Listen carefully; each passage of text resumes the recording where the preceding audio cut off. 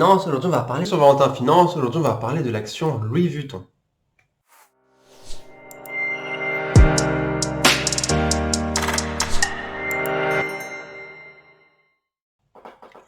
Alors, l'action Louis Vuitton, plus connue sous le nom de l'action LVMH, est une des actions les plus prisées du marché en ce moment, avec aussi les actions des GAFAM.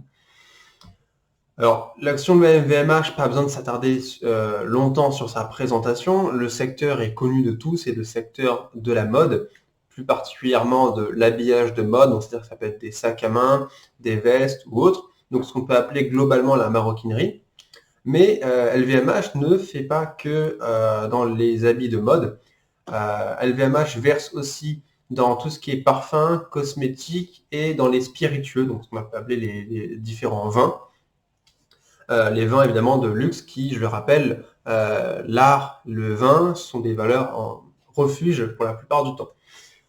Donc là, sur les secteurs donc de la mode, en tout cas sur le secteur uniquement de la maroquinerie, LVMH est le leader mondial incontesté. Il est majoritairement acheté sur le marché asiatique. Donc il y a ce côté aussi mode à la française, vie à la française qui est vendu à l'étranger. Il faut savoir que dans les autres pays, surtout les pays asiatiques, ils ont tendance à idolâtrer un petit peu la vie à la française, le luxe à la française. Et ce sont majoritairement le marché asiatique qui vont acheter du LVMH.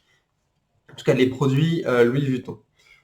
Pour ce qui est des avantages de l'action LVMH, bon, il n'y a pas besoin de faire Saint-Cyr pour s'en rendre compte. Déjà, la place incontestée de leader mondial dans la mode, c'est quelque chose de très important pour l'action LVMH. Le fait d'être le leader mondial incontesté fait que vous attirez plus facilement, plus aisément des investisseurs, ce qui fait que votre parcours boursier est spectaculaire. On voit que le parcours boursier de LVMH était croissant, mais pas si fort que ça. Et ce sont ces dernières années où le parcours de LVMH s'est grandement accéléré. Alors, pourquoi le parcours s'est accéléré? Alors, on pourrait penser que dans un monde où la rentabilité, les taux négatifs, ça, où il y a peu de rentabilité, les investisseurs cherchent du rendement, quitte à prendre du risque avec des actions de croissance.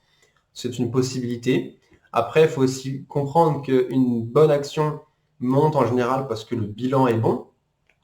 Et quand le bilan est bon en tout temps, c'est-à-dire de manière en permanence, eh bien, les investisseurs qui ont tendance à voir pas plus loin que le bout de leur nez sur le court terme, eh bien, se jettent dessus, contrairement aux actions où le bilan court terme est moyen ou voire pas bon, mais sur le long terme, il y a des bonnes perspectives, eh bien, ces actions sont décriées et au profit du coup des actions qui ont un bilan en permanence excellent.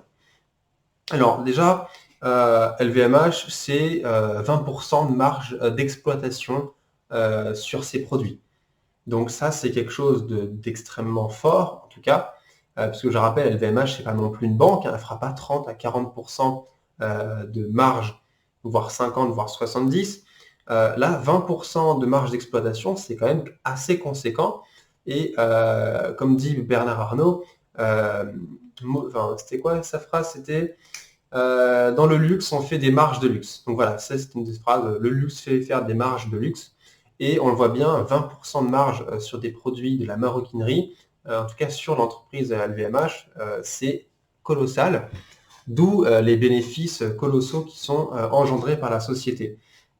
Alors on a une forte aussi tendance haussière du cours de bourse, ce qui par un effet autoréalisateur pousse les gens à acheter. C'est-à-dire que plus il y aura l'action qui va monter, plus des gens vont l'acheter, et plus elle va monter, plus les gens vont l'acheter, etc., etc.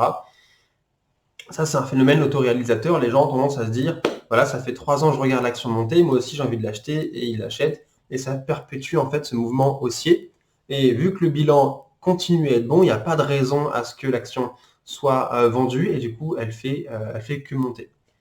Donc, en plus de cette forte croissance de la valorisation du cours de LVMH, on peut observer une politique de dividende qui est prudente et moi que j'apprécie. Elle paye la moitié de ses bénéfices à ses actionnaires, donc ce qui est convenable. Et c'est une bonne chose pour une action de regarder toujours quelle est la part reversée aux actionnaires pour limiter les dégâts. C'est toujours soumis à certains critères, certaines conditions. Mais là, pour le moment, on voit bien que la politique de dividende est prudente et porte ses fruits.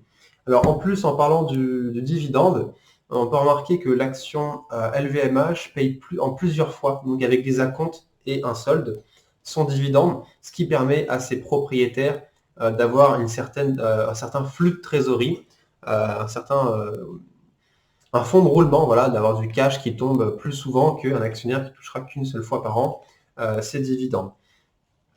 Et pour les avantages de LVMH, il faut vraiment insister et conclure sur ça, c'est la qualité du bilan financier qui est irréprochable. Il n'y a pas de problème de dette, la trésorerie est correcte, la valorisation des actifs, elle est bien faite, la valorisation et la valeur comptable de l'entreprise ne fait que grossir, les bénéfices augmentent de plus en plus avec des marges qui sont souvent bien maintenues. Enfin, globalement, le bilan financier de l'entreprise est très solide et ça pousse aux investisseurs à, malgré le risque de cette croissance infinie, donc comme on dit, hein, les arbres ne montent pas jusqu'au ciel, malgré le risque en fait de cette croissance, eh bien, ils continuent de rester dedans puisque évidemment le bilan financier continue de faire ses preuves jour après jour. Alors évidemment, les inconvénients, il n'y a pas beaucoup sur Louis Vuitton.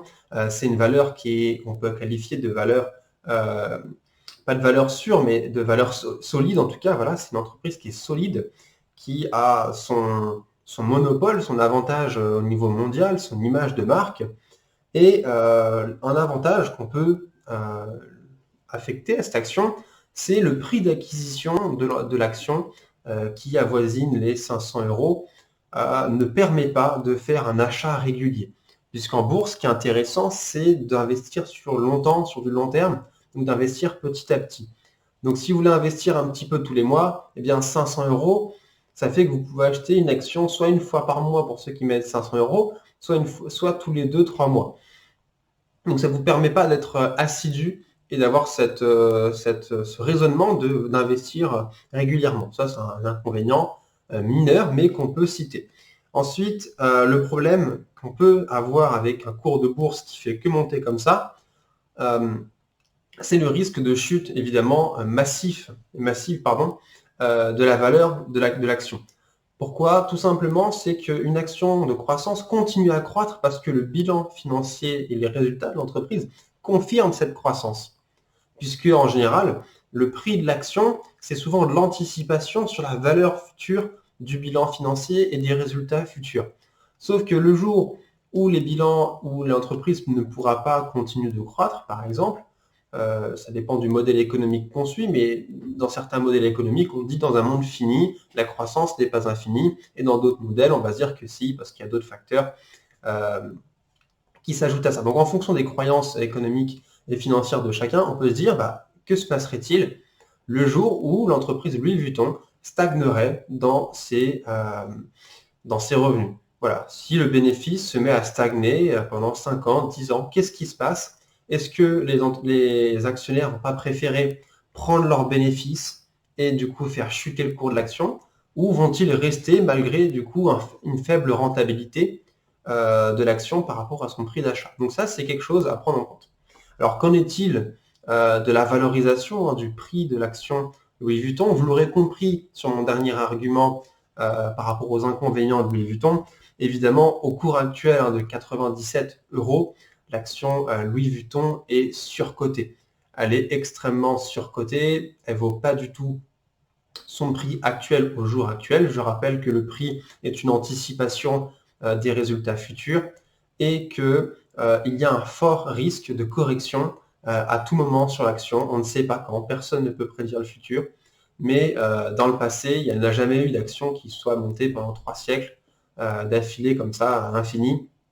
Il y a un moment, forcément, il y aura une stagnation possible, ou pas, c'est ce que je vous l'ai dit, on ne peut pas prédire le futur, mais en tout cas, ce genre d'action reste surcotée. Alors, quand je dis qu'une action est sous-valorisée, sous-cotée, ou bien cotée, voire survalorisée, ce n'est pas un conseil à l'achat ou à la vente, Vous pouvez acheter des actions surcotées parce que vous voulez profiter de la hausse du cours. Vous pouvez vendre des actions sous-cotées pour faire un arbitrage.